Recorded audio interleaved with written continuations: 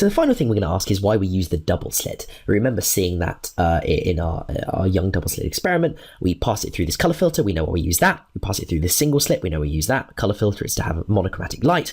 Single slit is to make sure we've got spatial coherence, that our light is coherent. Why do we use these double slits? What's going on there? Are they indeed even necessary? And actually with the double slits, what you'd see is that you'd still get an interference pattern with a single slit, and indeed we're going to look at that in our next series of videos. The pattern's slightly different, but you definitely do see interference. But it's kind of hard to observe, and especially back in the day when this experiment was invented, it was so long ago, you're using candles for that kind of interference pattern. You really want it to be as pronounced as possible, and it's much more pronounced with a double slit, which means it's easier to observe. So that's why we kind of use a double slit instead of just the single slit, because you get a more pronounceable pattern. But you might ask, well, okay, you need to use the double slit to get a more observable pattern, but why use a double slit? Why not just use two sources of light? Why not use, say, two light bulbs? Can we have exactly the same thing, but instead of having, we see up here in our Young's double slit experiment, we have these two gaps shining a light out. What if we just put a light bulb here and a light bulb here? Would that give the same sort of pattern? And the answer is it wouldn't.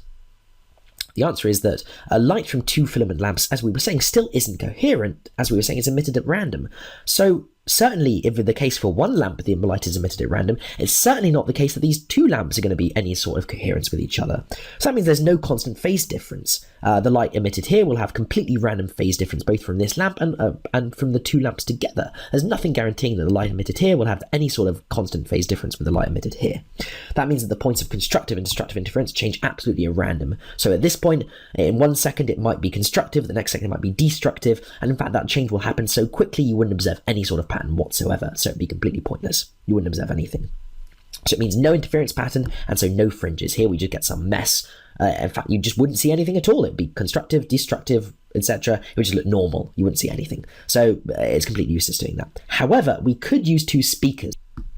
Obviously, speakers aren't going to give you any sort of light sort of interference pattern, but sound waves are waves and so also interfere. You could set up speakers. Now, speakers are actually, you can put them so they have a constant phase difference by what they send out. So the idea is that these will be wired up to each other, and so therefore you can make it so the sound they emit would have a constant phase difference, and so you would still get constant points of loudness and quietness on if you were standing here. In fact, that's how speakers work. If you put speakers in a room, you will often find points that are louder or quieter depending on their interference, and those points will be constant if their phase difference is correct, if it's coherent sound being emitted. So this definitely doesn't work. You can't just replace them with light bulbs.